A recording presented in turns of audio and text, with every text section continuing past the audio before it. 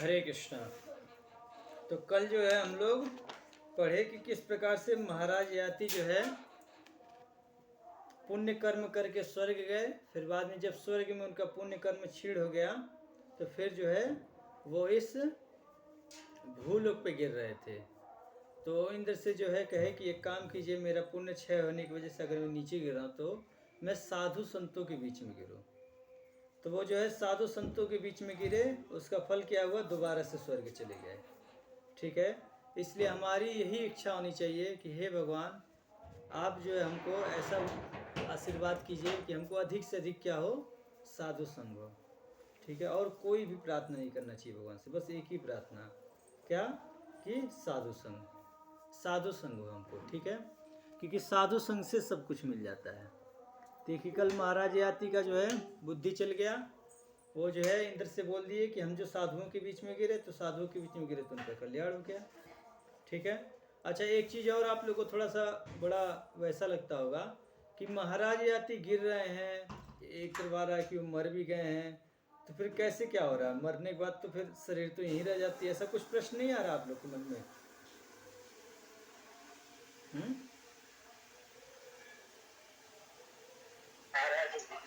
हाँ, तो ये इसीलिए तो बाद में अवसर दिया जाता है ना पूछने के लिए, आप लोग पूछते ही नहीं है।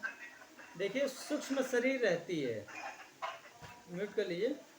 ये जो पंच भौतिक शरीर है इसका इसका पात होता है। ठीक है, सूक्ष्म शरीर रहती है, तो जो योगी लोग होते हैं वो सूक्ष्म शरीर को देख लेते हैं।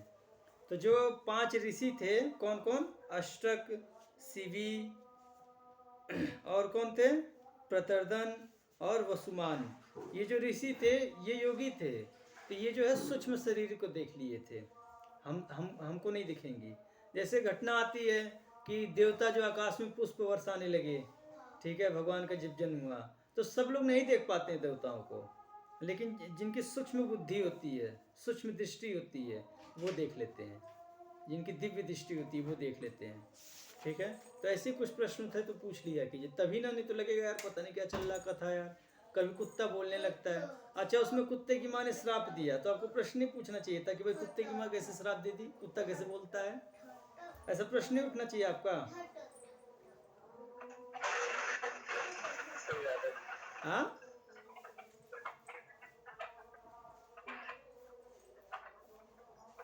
क्यों प्रीति माता जी, आपको प्रश्न नहीं उठा था कि कुत्ते की माँ कैसे श्राप दे दी और कुत्ता बोलने कैसे लगा? कुत्ता तो हां करता है, भाव भाव करता है। हाँ, क्यों प्रीति माता जी? राहुल प्रभु म्यूट कर लीजिए आप।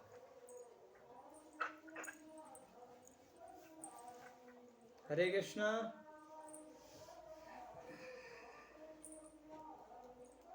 जी प्रभु जी। हाँ, आपको ये प्रश्न, आवाज बहुत कट रही है प्रभु। आवाज कट रही है हमारी, हम जो प्रश्न किए सुने नहीं आप?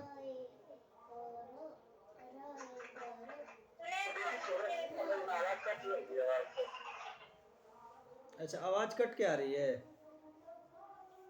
एक्चुअली क्या है ना कि मोबाइल के नेट से, अच्छा अब मतलब बहुत ज़्यादा कट रही है, क्लास बंद कर दिया जाए कि काम चलने भर का है? नहीं, बहुत कट रहा प्रभु जी। ठीक है, तो एक बार एक काम करते हैं, फिर से जो है मैं जा रहा हूँ, फिर से क्लास ज्वाइन कर रहा हूँ। ठीक है, फिर देखता हूँ उससे कुछ फायदा होता है क्या। कुत्ता बोल रहा है, कुत्ते की माँ श्राप दे रही है, तो आप लोग को प्रश्न नहीं उठा कि जो है कुत्ता कैसे बोलने लगा, वो कैसे श्राप देने लगा, ऐसा प्रश्न नहीं उठा आप लोग को? हम्म, प्रभु जी उठता है मन में, लेकिन ये होता है ना कि पहले के लोग इतने तीव्र रहते थे कि सबकी भाषा को जान जाते थे। नहीं ऐसी बात नहीं है। ठीक है, इसलिए प्रश्न पूछ लेना चाहिए। देखिए वो जो कुत्ता था वो देवलोक का कुत्ता था, और जो उसकी माँ थी वो भी देवलोक की थी। तो जो देवलोक के कुत्ते होते हैं वो भी बोलते हैं मनुष्य की भाषा में। ठीक है, तो जब भी कथाएं आती हैं जानवरों की, ठीक है, तो वो जो जानवर होते हैं वो इस भूलोक के नहीं होते हैं, वो देवलोक के जानवर होते हैं, इसलिए वो जो है मनुष्य जैसे बात करते हैं। ठीक है ना, अब ये याद रहेगा ना आप लोग को?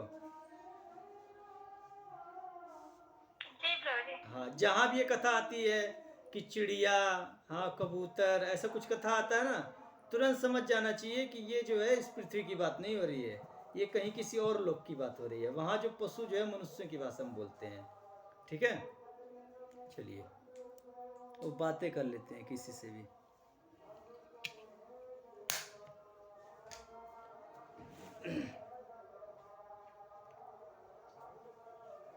तो आज पढ़ेंगे हम लोग पुरुवंश का वर्णन। तो जन्मेजय जो ये सब कथा सुने, फिर उसके बाद कहे कि भगवान अब मैं जो है पुरुवंश की यशस्वी राजाओं का वंशावली सुनना चाहता हूँ। मैं जानता हूँ कि इस वंश में शील, शक्ति और संतान से हीन कोई भी राजा नहीं हुआ है।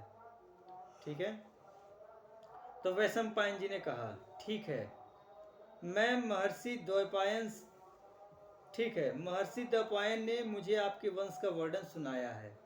महर्षि द्वैपायन कौन है? ऋषि वेदव्यास जी को कहा जाता है। ठीक है, तो कह रहे हैं कि आपके वंश का वर्णन उन्होंने मुझको सुनाया है, मैं उसे सुनाता हूँ। दक्ष से अदिति, दक्ष कौन है? ब्रह्मा जी के पुत्र हैं। ठीक है, ब्रह्मा जी के दाएं स्तन से दक्ष जी का जन्म होता है, और बाएं स्तन से जो है दक्ष की पत्नी जो है उनका जन्म होता है। ठीक है, बाद में इनसे जो वंश चला, इनकी एक पुत्री थी कौन? अदिति। ठीक है, और इनके पति कौन थे अदिति के? ऋषि कश्यप ऋषि। ठीक है, तो ब्रह्मा जी से दक्ष जी, दक्ष से अदिति, अदिति से विवस्वान। ठीक है,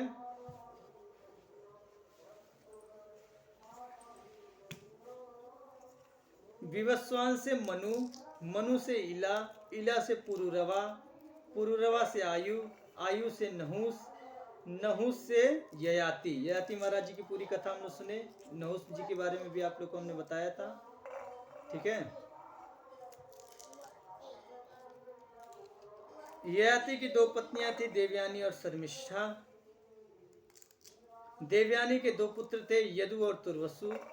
शर्मिष्ठा के तीन पुत्र हुए, दुह्यु, अनु और पुरु। यदु से यादव हुए और पुरु से पौरव। ठीक है, ध्यान देने वाली बात है कि यदु से कौन हुए? यादव हो गए। ठीक है, तो पुरु को राज्य दिया था महाराज याति ने। तो ऐसा नहीं कि महाराज याति को राज्य नहीं मिला था, उनको जो है छत्रपति राजा बनाया था उन्होंने। ठीक है, मतलब मुख्य राजा। यदु को भी राज्य दिए थे, लेकिन छोटा सा कोई राज्य दे दिए होंगे ये तुम, लेकिन तुमको अंडर में रहना है किसके? पुरु के। मुख्य राजा किसको बनाए थे? पुरु को। तो यदु से कौन हुए? ये यादव हुए। तो ये यादव भी जो है ये क्षत्रिय हैं। ठीक है, ये वैसे नहीं है, ये क्षत्रियों में आते हैं यादव। यदु से यादव हुए। ठीक है, और पुरु से हुए पौरव। पुरु की पत्नी का नाम था कौशल्या, उससे जन्मेजय का जन्म हुआ। ये जो जन्मेजय कथा सुनने अलग है, और एक जो है पुरु के भी बच्चे का नाम था जन्मेजय। उसने 3 अश्वमेध यज्ञ और एक विश्वजित यज्ञ किया था। जन्मेजय की पत्नी थी अनंता, उससे प्रचिनवान हुआ। प्रचिनवान की पत्नी थी अस्मकी, उससे संयाति हुआ। संयाति की वरांगी नामक पत्नी से अहन्याति का जन्म हुआ। अहन्याति की पत्नी भानुमति के गर्भ से सार्वभौम नामक पुत्र का जन्म हुआ। सार्वभौम की पत्नी सुनंदा से जयतसेन की उत्पत्ति हुई। अब इसको बंद कर दीजिए, बहुत डिस्टर्ब कर रहा है। बंद कर फिर से नेटवर्क गायब हो जाएगा। बंद करके देखिएगा। जयतसेन का विवाह हुआ सुश्रुवा से, उसके गर्भ से अवाचीन का जन्म हुआ। अवाचीन की पत्नी मर्यादा से अरिह हुआ। अरिह की खलवांगी पत्नी से महाभौम, महाभौम की सुयज्ञा से अयुतनाई, अयुतनाई की कामा से अक्रोधन, अक्रोधन की करम्भा से देवातिथि। जब की बात आ रही है तो मतलब पत्नी, उनकी पत्नी से इसका जन्म। हाँ, देवातिथि की मर्यादा से अरिह, और अरिह की सुदेवा, अरिह की सुदेवा पत्नी से ऋक्ष नामक पुत्र का जन्म हुआ। ऋक्ष की ज्वाला नामक पत्नी से मति नार का जन्म हुआ। उसने सरस्वती के तट पर 12 वर्ष तक सर्वगुण संपन्न यज्ञ किया। यज्ञ समाप्त होने पर सरस्वती ने उसे विवाह कर लिया। उसके गर्भ से तंसु हुआ। तंसु की पत्नी कालिंगी से इलिन हुआ। इलिन की स्त्री रथंतरी से दुष्यंत आदि 5 पुत्र हुए। दुष्यंत की भार्या शकुंतला से भरत हुआ। ये कथा सुनाए थे विस्तार में, ठीक है। भरत की पत्नी सुनंदा से भूमन्यु, भूमन्यु की पत्नी विजया से सुहोत्र, और सुहोत्र की सुवर्णा नामक पत्नी से हस्ती का जन्म हुआ। उन्होंने ही हस्तिनापुर बसाया, ठीक है। तो सुवर्णा नामक पत्नी से किसका जन्म हुआ? हस्ती का, और उन्होंने ही हस्तिनापुर बसाया। तो हस्तिनापुर का नाम हस्तिनापुर क्यों पड़ा? क्योंकि इन्हीं के एक वंश में पूर्वज हैं, कौन है? हंसी। तो उन्होंने जो है हस्ती नाम था उनका, तो उन्होंने ही हस्तिनापुर को बसाया, इसलिए इसका नाम हो गया क्या? हस्तिनापुर। हस्ती की पत्नी यशोधरा के गर्भ से विकुंठन, और विकुंठन की सुदेवा से अजमीड की विभिन्न पत्नियों से 124 पुत्र हुए। सभी विभिन्न वंशों के प्रवर्तक हुए। उनमें से भरत वंश के प्रवर्तक का नाम था संवरण। संवरण की पत्नी तप्ती, अभी महाराज संवरण की कहानी आएगी आगे, ठीक है। तो संवरण की पत्नी का नाम था तप्ती। तप्ती के गर्भ से कुरु का जन्म हुआ। कुरु, ये जो कुरुक्षेत्र ना, ये महाराज कुरु यहाँ पे यज्ञ किए थे, इसीलिए इसको कुरुक्षेत्र कहा जाता है, ठीक है। कुरु की पत्नी सुबांगी से विदुरथ, विदुरथ की संप्रिया से अनस्वा, अनस्वा की अमृता से परीक्षित, परीक्षित की सुयसा से भीमसेन, भीमसेन की कुमारी से प्रतिस्रवा, और प्रतिस्रवा के प्रतीप हुए। प्रतीप की पत्नी सुनंदा के गर्भ से 3 पुत्र हुए, देवापी, शांतनु और बाहलीक। देवापी बचपन में ही तपस्या करने चले गए, तो शांतनु राजा हुए। वे जिस बूढ़े को अपने हाथों से छू देते थे वह फिर से जवान और सुखी हो जाता था। शांतनु ऐसे थे, वो किसी बूढ़े व्यक्ति को छू देते तो तुरंत जवान हो जाता था, ठीक है, और सुखी हो जाता था। इसी से उनका नाम क्या पड़ा था? शांतनु। शांतनु का विवाह भगीरथी गंगा से हुआ था, जिससे देवव्रत का जन्म हुआ था। देवव्रत कौन? भीष्म पितामह का ही नाम देवव्रत है, ठीक है। वे जगत में भीष्म के नाम से प्रसिद्ध हैं। भीष्म ने अपने पिता की प्रसन्नता के लिए सत्यवती के साथ उनका विवाह करा दिया था। उसके गर्भ से विचित्रवीर और चित्रांगद 2 पुत्र हुए। चित्रांगद बचपन में ही गंधर्व के हाथ से युद्ध में मारा गया। विचित्रवीर राजा हुआ। उसकी 2 स्त्रियां थी, अंबिका और अंबालिका। वह संतान होने के पहले ही मर गया। उसकी माता सत्यवती ने सोचा कि अब तो दुष्यंत के वंश का उच्छेद हुआ। उसने व्यास का स्मरण किया और उनके आने पर कहा कि तुम्हारा भाई विचित्रवीर बिना संतान के ही मर गया, तुम उसकी वंश रक्षा करो। व्यास जी ने माता की आज्ञा स्वीकार करके अंबिका से धृतराष्ट्र और अंबालिका से पांडु और उनकी दासी से विदुर को उत्पन्न किया। व्यास जी के वरदान से धृतराष्ट्र के 100 पुत्र हुए। उनके मिट कीजिए। धृतराष्ट्र के 100 पुत्र हुए, उनमें 4 प्रधान थे। कौन कौन? दुर्योधन, दुशासन, विकट और चित्रसेन। पांडु की पत्नी कुंती से 3 पुत्र हुए, युधिष्ठिर, भीमसेन, अर्जुन, और उनकी दूसरी पत्नी माद्री से 2 पुत्र हुए, नकुल और सहदेव।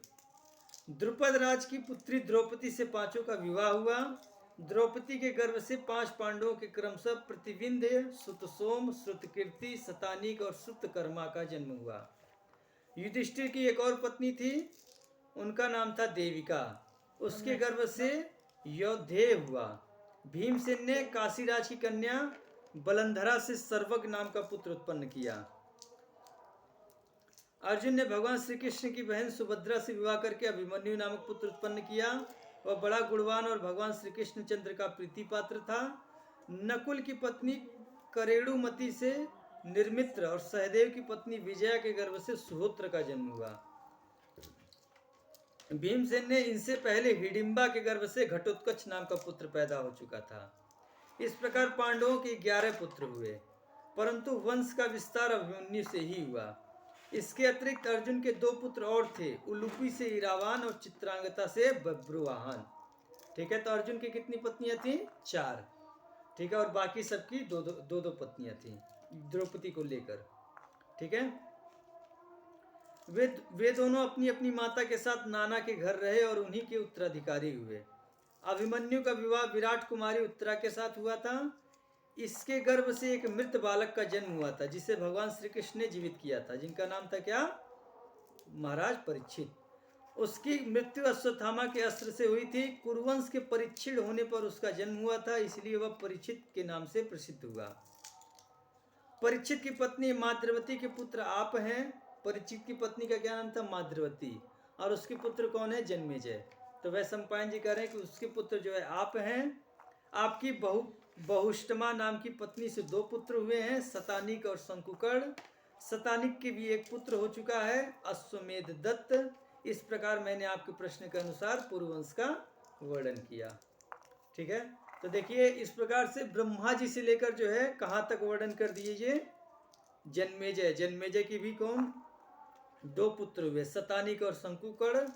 और शतानिक के एक पुत्र का नाम था अश्वमेध दत्त।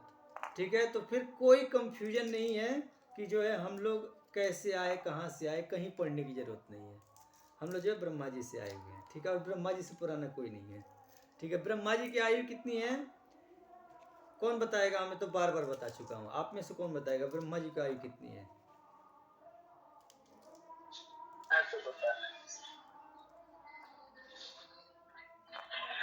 बता रहे हैं क्या राहुल प्रभु आप? प्रीति माता जी आप बहुत नहीं पता है। ठीक है, म्यूट करिए। प्रीति माता जी आप बहुत पुरानी स्टूडेंट हैं, आप बताइए ब्रह्मा जी की आयु बताइए कितनी बड़ी है?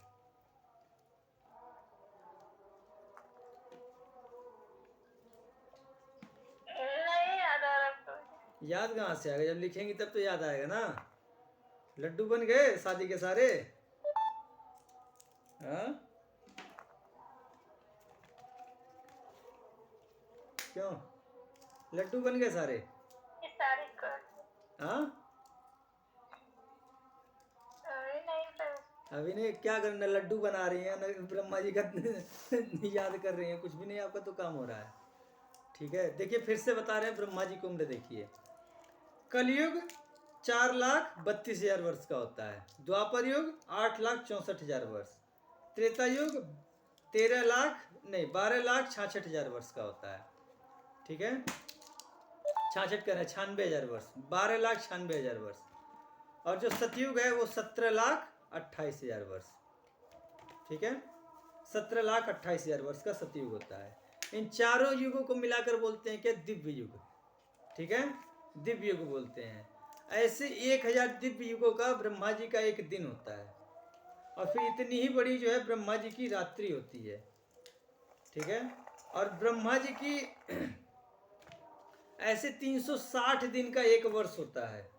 एक दिन इतना बड़ा, और ऐसे 360 दिन का एक वर्ष होता है। हिंदू जो कैलेंडर होते हैं, हिंदू धर्म के, सनातन धर्म के, उसमें 360 दिन का एक वर्ष होता है, 365 दिन का नहीं।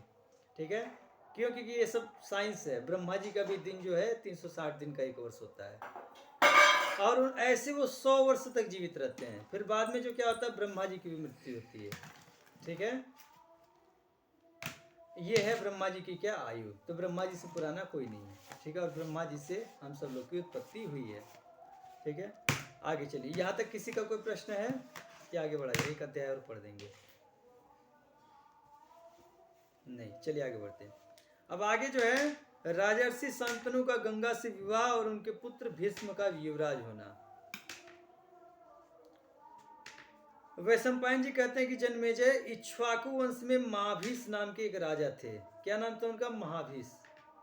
वे बड़े सत्यनिष्ठ एवं सच्चे वीर थे। उन्होंने बड़े बड़े अश्वमेध और राजसु यज्ञ करके स्वर्ग प्राप्त किया था। एक दिन बहुत से देवता और राजर्षि, जिनमें महाभीष भी थे, ब्रह्मा जी की सेवा में उपस्थित थे। उसी समय श्री गंगा जी भी वहां आईं। वायु ने उनके श्वेत वस्त्र को शरीर पर से कुछ खिसका दिया। तब वहां उपस्थित सभी लोगों ने अपनी आंखें नीचे कर ली, परंतु राजर्षि महाभीष उन्हें निशंक देखते रहे। तब ब्रह्मा जी ने कहा कि महाभीष, अब तुम मृत्युलोक में जाओ। जिस गंगा को तुम देखते रहे हो वह तुम्हारा अप्रिय करेगी, और तुम जब उस पर क्रोध करोगे तब इस शाप से मुक्त हो जाओगे। ठीक है, तो देखिए देवताओं के लोक में कोई स्त्रियों को देखता नहीं है ऐसे अगर कपड़ा सरक गया तब। ये जो है मनुष्यों के लोक में ही होता है कि अगर स्त्रियों का कपड़ा हट गया शरीर पर से तो देखने लगते हैं। ऐसी जो है गंदगी यही है, मनुष्य के लोक में ही है, उधर देवताओं के लोक में नहीं है कहीं। तो महाभीष जी ने वहां पर ये गलती की। गंगा जी आ रही थी और वायु ने थोड़ी चंचलता की, हल्का सा कपड़ा सरका दिया वायु। तो तो वो जो देखने लगे, जब देव ब्रह्मा जी की नजर पड़ी, अरे ये क्या कर रहा है, तो बोले ठीक है अब जाओ तुम मृत्यु लोक में जाओ, अब तुम यहाँ नहीं रह सकते हो। ठीक है, तो बाद में बोले कि जब ये तुम्हारा जो अप्रिय करेगी और तुम उस पर क्रोध करोगे तब तुम इस शाप से जो है मुक्त हो जाओगे। महाविष ने ब्रह्मा जी की आज्ञा सिरोधार कर यह निश्चय किया कि अब मैं पूर्ववंशी राजा प्रतीप का पुत्र बनूं। ठीक है, देखिए जब देवताओं के लोक से किसी को आना होता है ना, तो किसी भी चंगू पंगू के यहाँ नहीं आते हैं। ठीक है, उनको जो है एक ठोस आधार चाहिए, कोई जो है बढ़िया कुल हो चाहिए, उसी कुल में वो जन्म लेते हैं। इसीलिए बहुत सारे महर्षि ऋषि हैं जो जन्म लेना चाहते हैं। वो देखते हैं कि कलयुग में जीवों की बड़ी दुर्दशा है, वो चाहते हैं कि चलें कुछ कल्याण करें, लेकिन कोई बढ़िया कुल तो मिले जिसमें वो जन्म लें। अच्छे माता पिता मिलते नहीं, इसलिए वो जन्म नहीं लेते हैं। ठीक है, तो हमको क्या करना चाहिए, एक अच्छा गृहस्थ बनना चाहिए। एक अगर सद गृहस्थ बने तो हमारे यहाँ जो है ऐसे देवताओं के लोग से ऋषि महर्षि, हाँ ये सब राजा जो है जन्म लेंगे, जो देश का कल्याण करेंगे, प्रजा को सुखी करेंगे। ठीक है, तो हमको प्रयास करना चाहिए जो स्त्रियां हैं वो जो है सती रहें। हाँ, क्योंकि सतियों के घर ही जो है महापुरुष पैदा होते हैं, किसी उल्टा के घर महापुरुष नहीं पैदा हो सकते हैं। ठीक है, तो सतियों को, स्त्रियों को जो सती रहना चाहिए हमेशा, और जो पुरुष हैं उनको जो है ब्रह्मचर्य का पालन करना चाहिए, और जब विवाह हो जाए तो एक पत्नी व्रत का पालन करना चाहिए, और इधर उधर जो है अपनी आंखें नहीं चलानी चाहिए। अगर ऐसा सदगृहस्थ हो, अतिथि की सेवा करे, भगवान की भक्ति करे, ठीक है, तो ऐसे सदगृहस्थ घर में ऋषि महर्षि बड़े बड़े राजा देवताओं के लोग से जो जन्म लेंगे। ठीक है, तो अगर हम देश का कुछ कल्याण करना चाहते हैं तो फिर इस प्रकार से हम गृहस्थ बन जाएं तो देश का कल्याण होगा। ठीक है, तो महाविष ने ब्रह्मा जी की आज्ञा सिरोधार करके यह निश्चय किया कि अब मैं पूर्ववंशी राजा प्रतीप का पुत्र बनूं। गंगा जी जब वहां से लौटी तब रास्ते में वसुओं से उनकी भेंट हुई। जो 8 वसु हैं उनसे भेंट हुई। वे भी वशिष्ठ के श्राप से श्रीहीन हो रहे थे। वशिष्ठ ऋषि के श्राप से जो श्रीहीन हो रहे थे, उनका भी जो पुण्य क्षीण हो रहा था। उन्हें यह शाप हो चुका था कि तुम लोग मनुष्य योनि में जन्म लो। गंगा जी ने उनसे बातचीत करने के बाद यह स्वीकार कर लिया कि मैं तुम लोगों को अपने गर्भ में धारण करूंगी। और गंगा जी से बातचीत किए, पूछे और गंगा कहाँ जा रही हो, तो बोले कि मैं जा रही हूँ मृत्यु लोक पे। ठीक है, तो बोले अरे मृत्यु लोक पे तो हमको भी जाना है, वशिष्ठ ऋषि का श्राप हो गया है कि मनुष्य योनि में जाना पड़ेगा। तो बोली ठीक है, एक काम करती हूँ, मैं तुम लोग को अपने गर्भ में धारण करूंगी और जो है तुम लोग को शाप से मुक्त कर दूंगी, जल्दी ही तुम लोग को मुक्त कर देंगे। तो ऐसी बात की, और फिर जो है 8 वसुओं ने भी अपने अपने अष्टमांश से एक पुत्र मर्तलोक में छोड़ देने की प्रतिज्ञा की, और बोले कि अपने अपने मांस से जो एक पुत्र उत्पन्न किए और उसको जो मर्तलोक में छोड़ देने की प्रतिज्ञा की, और यह भी कह दिया कि यह अपुत्र रहेगा, इसके कोई पुत्र नहीं होंगे। इधर पूर्ववंश के राजा प्रतीप अपनी पत्नी के साथ गंगा द्वार पर तपस्या कर रहे थे। एक दिन भगवती गंगा मनोहर मूर्ति धारण करके उनके पास आईं। बातचीत होने के बाद यह निश्चय हुआ कि वे राजा प्रतीप के भावी पुत्र की पत्नी बने। गंगा जी ने प्रतीप की बात स्वीकार कर ली, और राजा प्रतीप ने अपनी पत्नी के सहित पुत्र प्राप्ति के लिए बड़ी तपस्या की। वृद्धावस्था में उनके यहाँ महाभिष ने पुत्र रूप में जन्म लिया। उस समय राजा प्रतीप शांत हो रहे थे, अथवा उनका वंश शांत हो रहा था। ऐसी अवस्था में संतान होने के कारण उनका नाम शांतनु पड़ा। जब शांतनु जवान हुए तब पिता ने उनसे कहा कि तुम्हारे पास एक दिव्य स्त्री पुत्र की अभिलाषा से आवेगी, तुम उसकी कोई जांच पड़ताल मत करना, वह जो कुछ करे उसे कुछ कहना मत। ऐसा कहकर उन्होंने अपने पुत्र शांतनु को राजगद्दी पर बैठाया और स्वयं वन में चले गए। देखिए पहले के लोग जो है क्या करते थे, अपने पुत्रों को घर का मालिक बनाते थे, बड़े बेटे को, और निकल लेते थे। ठीक है, घर में मरना बड़ा शुभ माना जाता था। ठीक है, हाँ हाँ, अशुभ, अशुभ ही तो कह रहे हैं, अशुभ माना जाता था। गलती हो गई होगी। ठीक है, तो घर में मरना बड़ा अशुभ माना जाता था। स्त्रियों को नहीं, पुरुषों को। पुरुषों को जो है जंगलों में ही मरना चाहिए, वन में, वृंदावन में आके मरना चाहिए, यहाँ आके जो है शरीर छोड़ना चाहिए। पहले के लोग जो आर्य होते थे वो जो घर में मरना बहुत अशुभ मानते थे। धृतराष्ट्र महाराज बड़े सुखी थे, लेकिन बाद में बोले क्या नहीं, हमारे जो है पूर्वज कोई भी जो है घर में नहीं मरा है। ठीक है, तो मैं जो है घर में नहीं मरना चाहता हूँ, मैं जा रहा हूँ वनवास। ठीक है, तो फिर बाद में वन में जाकर वो शरीर छोड़े। ठीक है, तो इन सब कहानियों से हमको सीख लेना चाहिए। एक बार राजर्षि शांतनु शिकार खेलते खेलते गंगा तट पर जा पहुंचे। उन्होंने वहां एक परम सुंदरी स्त्री देखी। वह दूसरी लक्ष्मी के समान जान पड़ती थी। उसका रूप संपत्ति देखकर शांतनु विस्मित हो गए। सारे शरीर में रोमांच हो गया। इस प्रकार देखने लगे मानो नेत्रों से पी जाएंगे। उस दिव्य स्त्री के मन में भी उनके प्रति प्रेम उमड़ आया। शांतनु ने उसका परिचय पूछते हुए याचना की कि तुम मुझे पति रूप में स्वीकार कर लो। देवी ने कहा, राजन, मुझे आपकी रानी होना स्वीकार है। शर्त यह है कि मैं अच्छा बुरा जो कुछ करूं, आप मुझे रोकिएगा नहीं, कुछ कहिएगा भी मत। जब तक आप मेरी यह शर्त पूरी करेंगे तब तक मैं आपके पास रहूंगी। जिस दिन आप मुझे रोकेंगे या कड़ी बात कहेंगे, उसी दिन मैं आपको छोड़कर चली जाऊंगी। राजा ने उसकी बात स्वीकार कर ली। गंगा देवी को बड़ी प्रसन्नता हुई। राजा ने भी कुछ पूछताछ नहीं की, क्योंकि उनके पिताजी कहे थे एक सुंदर स्त्री आएगी, कुछ पूछताछ मत करना, अपनी पत्नी बुला लेना, ठीक है। तो ये कुछ पूछताछ किए नहीं और जो है अपनी पत्नी बना लिए। राजर्षि शांतनु गंगा जी के शील, सदाचार, रूप, सौंदर्य, उदारता आदि सत्व गुण से और सेवा से बहुत ही आनंदित हुए। वे गंगा देवी के साथ इस प्रकार आसक्त हो गए कि उन्हें बहुत से वर्ष बीत जाने का पता तक नहीं चला। अब तक गंगा जी के गर्भ से 7 पुत्र उत्पन्न हो चुके थे, परंतु ज्यों ही पुत्र होता त्यों ही गंगा जी, मैं तेरी प्रसन्नता का कार्य करती हूँ, ऐसा कहकर उसे गंगा जी की धारा में डाल देती थी। राजा शांतनु को यह बात बहुत अप्रिय मालूम होती। ये क्या कर रही थी? वसु हैं, 8 वसु रास्ते मिले थे ना गंगा जी को, ठीक है। तो उनको जो मुक्त करना, बोली थी ना अपने गर्भ में धारण करूंगी और मुक्त कर दूंगी। उनको श्राप था कि मनुष्य योनि में जाना पड़ेगा। तो वो गंगा जी अपने गर्भ में धारण करती थी और कहती थी कि ले, मैं तेरी प्रसन्नता का कार्य करता हूँ। ले जाके गंगा नदी में डाल देती थी। तुरंत जो मर कर चले जाते थे कहाँ? स्वर्ग लोक, ठीक है। तो राजा शांतनु को यह बात बहुत अप्रिय मालूम होती। उनको तो यह बात मालूम नहीं था कि गंगा जी क्या कर रही हैं, परंतु वे इस भय से कुछ बोलते नहीं कि कहीं यह मुझे छोड़कर चली न जाए। 7 पुत्रों की यही गति हुई। 8वां पुत्र होने पर भी वे हंस रही थी। राजा शांतनु को इससे बड़ा दुख हुआ और उनके मन में इच्छा हुई कि वह पुत्र मुझे मिल जाए। उन्होंने कहा, अरे तू कौन, किसकी पुत्री है? इन बच्चों को क्यों मार डालती है? अरे पुत्रग्नि, यह तो महान पाप है। गंगा देवी ने कहा, ओ पुत्र के इच्छुक, लो, मैं तुम्हारे इस लाडले को नहीं मारती। अब शर्त के अनुसार मेरा यहाँ रहना नहीं हो सकता। देखो, मैं जहन्यू की कन्या गंगा हूँ। बड़े बड़े महर्षि मेरा सेवन करते हैं।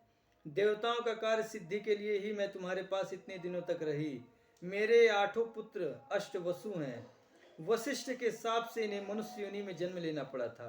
उन्हें मनुष्य लोक में तुम्हारे ऐसे पिता और मेरी ऐसी माँ नहीं मिल सकती थी। वसुओं के पिता होने के कारण तुम्हें अच्छे लोक मिलेंगे। तुम वसुओं के पिता हुए, इसलिए तुमको जो है अच्छे लोक मिलेंगे। मैंने उन्हें तुरंत मुक्त कर देने की प्रतिज्ञा कर ली थी, इसी से ऐसा किया। अब वे शाप से मुक्त हो गए। मैं जा रही हूँ। यह पुत्र वसुओं का अष्टमांश है, इसकी तुम रक्षा करो। शांतनु ने कहा। अब शांतनु जी पूछे कि ये वशिष्ठ ऋषि कौन थे? उन्होंने वसुओं को शाप क्यों दिया?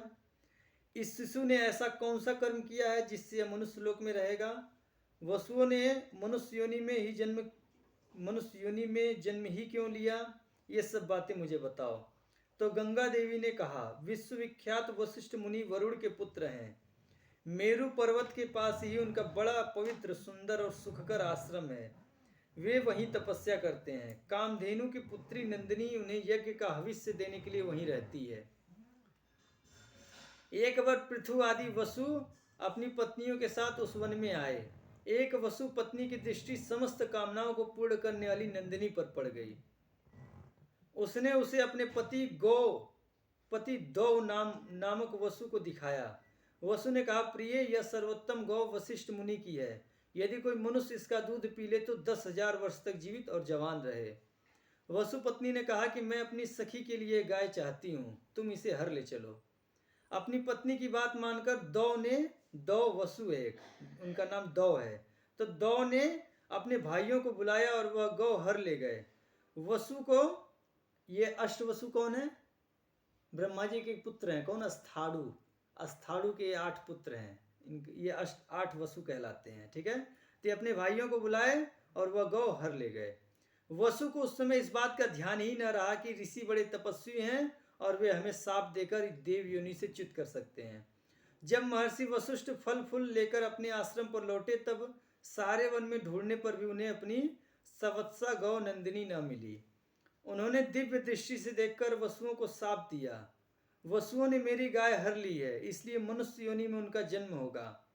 ऐसा श्राप दे दिया कि वसुओं ने जो दिव्य दृष्टि से देखे, पहले हुआ क्या, फिर देखे कि वसु हर के ले गए हैं, फिर जो है वो श्राप दे दिए कि जो है अब उनको जो है मनुष्य योनि मिले। जब परम तपस्वी और प्रभावशाली ब्रह्मर्षि वशिष्ठ ने वसुओं को श्राप दे दिया और उन्हें यह बात मालूम हुई, तब वे उन्हें प्रसन्न करने के लिए नंदिनी सहित उनके आश्रम पर आए। वशिष्ठ ने कहा कि और सब तो 1 वर्ष में ही मनुष्य योनि से छुटकारा पा जाएंगे, परंतु ये दौ नामक वसु अपना कर्म भोगने के लिए बहुत दिनों तक मर्तलोक में रहेगा। 7 वसु, ये दौ नामक वसु जो है 7 और वसुओं को बुलाकर गाय हर के ले गया था, तो बोले ये 7 जो है ये तो जो है जल्दी मुक्त हो जाएंगे, लेकिन ये जो 2 नाम का वसु है ये अपना कर्म भोगने के लिए बहुत दिनों तक रहेगा मृत्यु लोक पर ही। मेरे मुंह से निकली बात कभी झूठ नहीं हो सकती। यह वसु भी मर्त्यलोक में संतान उत्पन्न नहीं करेगा। विष्णु पितामह जी कहाँ संतान उत्पन्न किए थे, ठीक है। साथ ही अपने पिता की प्रसन्नता और भलाई के लिए स्त्री समागम कर, म्यूट कीजिए, रह के अनम्यूट क्यों कर देते हैं। हाँ क्या हुआ, ठीक है रिकॉर्डिंग सुन लीजिएगा, समझ में नहीं आ रहा, कट रहा है बहुत। ठीक है रिकॉर्डिंग भेज दी जाएगी, सुन लीजिएगा। 5 मिनट और क्लास चलेगी, रिकॉर्डिंग सुन लीजिएगा। इसलिए मैं कह रहा हूँ वही समझाएंगे। हाँ ठीक है, ठीक है म्यूट कर लीजिए। यह वसु भी मर्त्यलोक में संतान उत्पन्न नहीं करेगा, साथ ही अपने पिता की प्रसन्नता और भलाई के लिए स्त्री समागम का भी त्याग कर देगा। वशिष्ठ की बात सुनकर सबके सब मेरे पास आए और यह प्रार्थना की कि हमें जन्म लेते ही तुम अपने जल में फेंक देना। मैंने स्वीकार कर लिया और वैसा ही किया। यह अंतिम शिशु वही दौ नामक वसु है, यह चिरकाल तक मनुष्य लोक में रहेगा। यह कहकर गंगा जी उस कुमार के साथ अंतर ध्यान हो गई। ठीक है, तो आज की कथा यहीं तक करेंगे क्योंकि क्लास जो है बहुत कट रही है। ठीक है, हरे कृष्णा। जगत गुरु श्रील प्रभुपाद की जय।